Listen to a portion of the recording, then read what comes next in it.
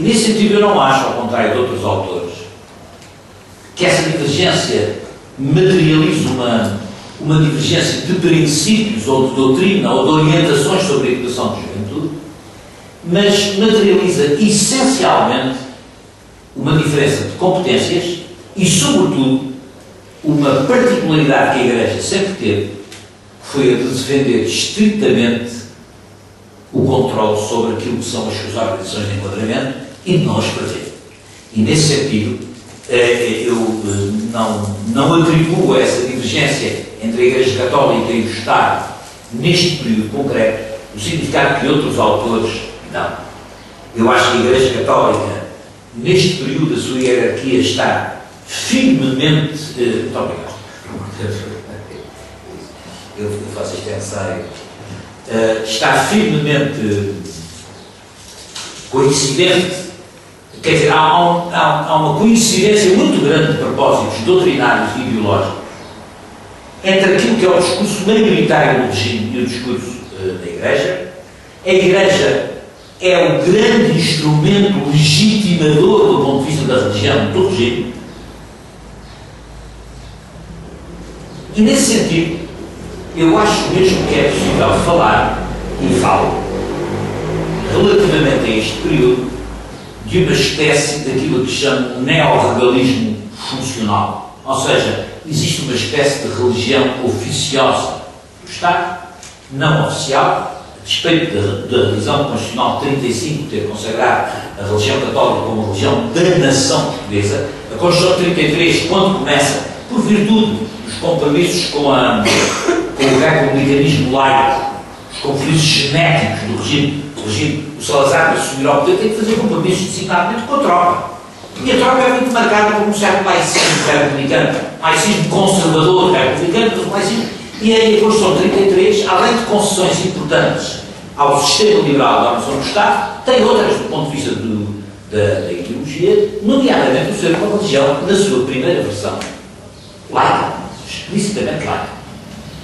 Coisa que vai abrandando com as revisões constitucionais posteriores, designadamente com a consagração da religião católica como a religião da nação portuguesa, o que dá ao catolicismo uma espécie de estatuto oficioso dentro do regime. À religião, sobretudo por via da concordata, que é uma concordata de absoluto privilégio a favor da Igreja Católica, um estatuto de religião muito ligada ao Estado, e que, do meu ponto de vista, permite falar de uma espécie de neo-regalismo funcional.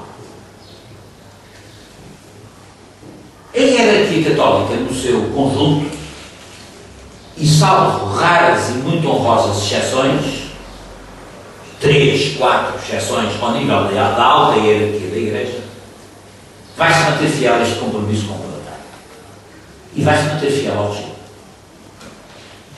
Designadamente, no verdadeiro cerco e armadilha que montam ao Bispo do Porto para o colocar para o Porto.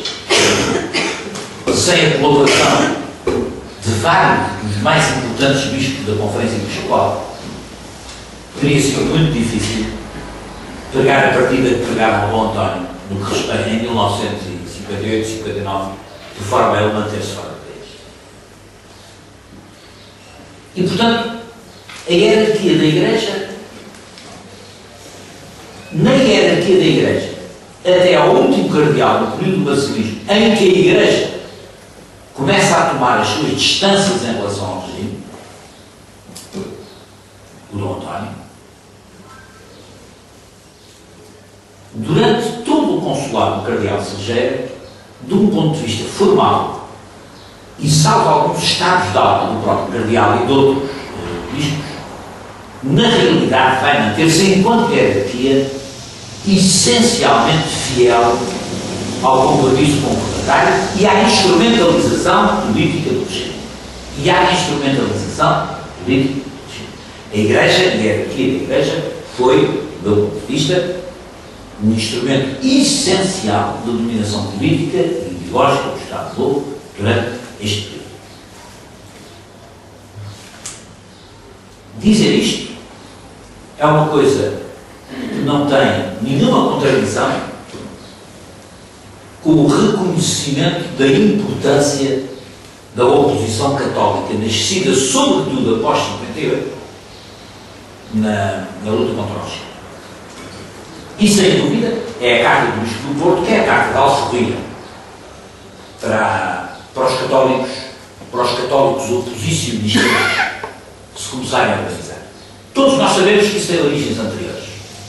Tem origem no munus locista resistente dos anos 50, mesmo o Padre Alvacim, a semear as raízes do descontentamento, da indignação social, da justiça social. Sem esse trabalho, muita coisa não teria existido.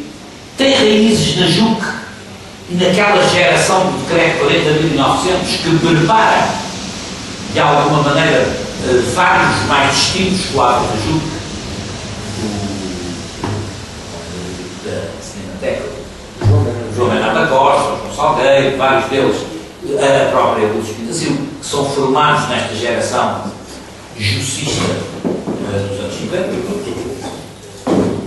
E a Carta do Bispo do Porto é como que um sinal para os católicos, é como que um sinal, como uma luz verde para os católicos se organizem politicamente.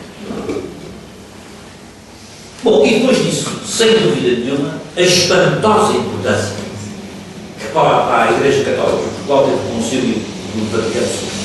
Eu costumo dizer que o Concílio do Vaticano II teve mais importância no interior da Igreja Católica e dos católicos, do mundo católico, do que a própria Revolução Portuguesa de 74 e 75. Do ponto de vista da mudança de orientações, do adjornamento de pontos de vista,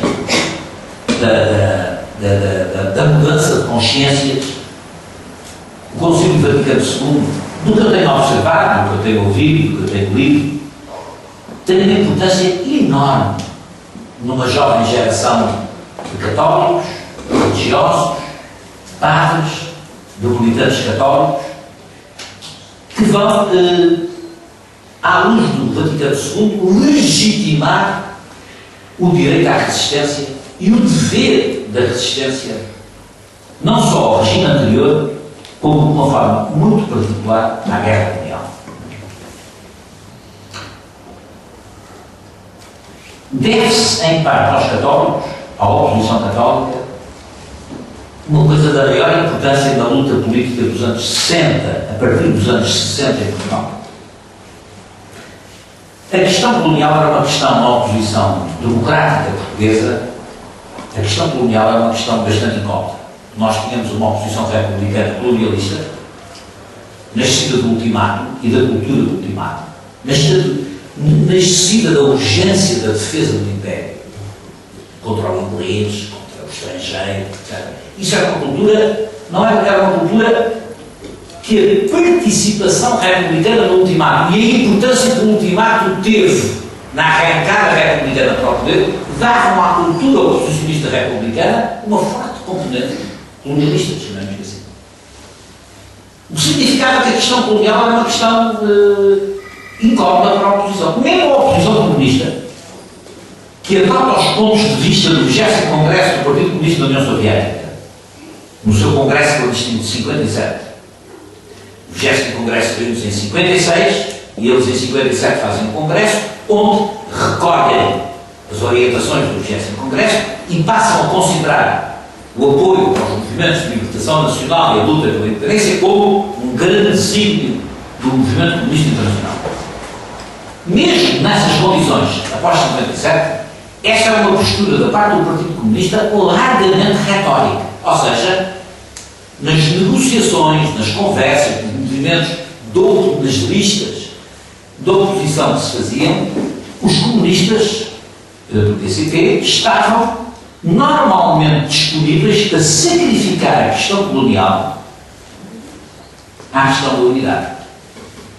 Da unidade, como se dizia então, da unidade antifascista.